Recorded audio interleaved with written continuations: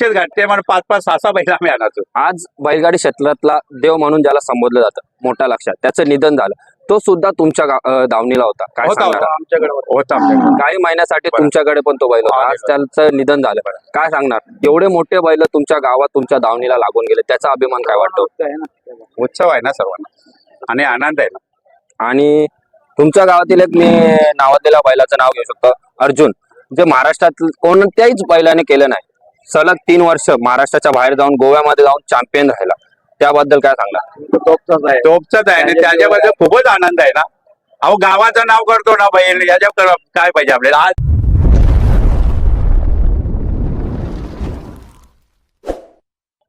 दादा नमस्कार. आजच्या गुलालाबद्दल तुमचं खूप खूप अभिनंदन. काय सांगाल दादा आजच्या शर्यतीबद्दल?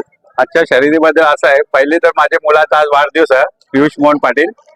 आणि गुलाल बोलला तर आजपासून याची गुलाला भरपूरच चालू आहे. आता मध्ये मध्ये जर आम्ही बरेच लोकांना फोन केले का आम्हाला फेऱ्यासाठी, तर नाकारलेच म्हणजे खूप लोकांनी का तुमचा बैल बनत नाही, हे नाही ते नाही.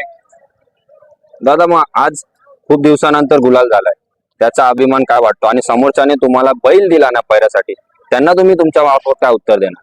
आता त्यांना काय उत्तर देणार? त्यांना माहित आहे आमचा बैल का पळवतो, तरी बी ते लोक सांगतात तुमचा बैल पळत नाही, तिसऱ्या नंबरला पळवतो, 4थ्या नंबरला पळत आहे.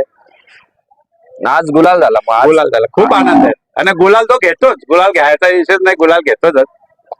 दादा तुम्ही पण जुने खिलाडी आहे, तुमच्या गावाचा खूप मोठा इतिहास आहे. भोकरगाव बोललं तर कुस्ती झाली, बैलगाडा शर्यत झाला, क्रिकेट झाला, बैल झुंजी झाल्या, म्हणजे प्रत्येक शहरात भोपर गावाचं नाव एक नंबरात आहे. काय सांगाल तुमच्या गावाबद्दल? गावाबद्दल आमच्या इकडे असं आहे, तो बैल झुंजीचा असो का शर्तीचा असो, तो 1 नंबरचा पळणारच. आणि तुमच्या गावाला लागलेला खूप मोठा म्हणजे वारसा आहे बैलांचा. बोललं तर भोपर गावाला लागलेला वारसा आहे. आणि त्या गावात तुमचा आता जागवार पळतोय आणि सध्या खूप चांगल्या नंबरामध्ये पळतोय आणि आज पण गुलाल झाला. आणि तुमच्या मुलाच्या वाढदिवसानिमित्त गुलाल झाला, त्याबद्दल काय सांगणार? तो गुलाल घेणारच होता. मुलाचा वाढदिवस आहे बोलला तर त्याच्याकडे वादच नाही आहे. दुसरी गोष्ट, आता ही आमची व्यक्ती विनय दादा, कुणाल दादा, दुसरे घरी 2 जण आहेत काका आमचे, बबन पाटील, तुकाराम पाटील, हे लय त्यांना जेवण पाटील, हे लोकांना त्याची सेवा करतात. दादा मध्ये त्याला कमसे कम 50 शर्ती केली, 50-60 शर्ती केल्या 1 वर्षात. दादा सांगतात आदात मध्ये बैलांना जास्त पळवत नाही, पण तुम्ही 50 शर्यतींमध्ये गुलाल घेतला. काय सांगणार त्याबद्दल? आता किती जाती असेल? आता 64 नक्की बैल घेतला. बैलाची खरेदी कुठून होती? सातारा. किंमत आम्ही सव्वा लाख. आम्ही किंमत याची अशी का बैल बघायला बी नव्हतो गेलो. विनयादाने असा फोनवर बघितला, सवाला आम्ही बैल घेतला. त्या टायमाला जेव्हा घेत होते तेव्हा वाटलं होतं का इतक्या गुलालात बैल आपल्याला ठेवेल? भोपरला येणार तर घेणार, जे काशीतच आमचे इथला बैल फुगाट जातच नाही आमच्या गोट्यावर. आज पैऱ्याला कोण होता? आज आपला हा वासरू होता किरकोळवाल्याचा सिकंदर बद्दल काय सांगणार? आज त्यांनी तुमच्या बैलाला सिकंदर बद्दल भरपूर सिकंदर बरोबर झाले आमच्या सिकंदर. आज त्याच्याबरोबर आपला जागवार पळाला आणि चांगल्या प्रकारे पळून गुलाल घेतला.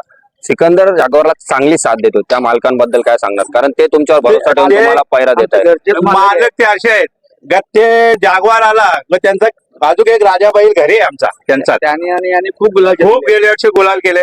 ते पालवते ते घरचे पालवते, नाही तर दुसरे कोणता बैल घेऊन पालवत नाही. एकच जागवार म्हणजे आमची घरची गाडी असतात. खूप गुलाल घेतले, भरपूर गुलाल. आजच्या शर्यतीबद्दल काय सांगणार? आज अपोजिटला कोण होता?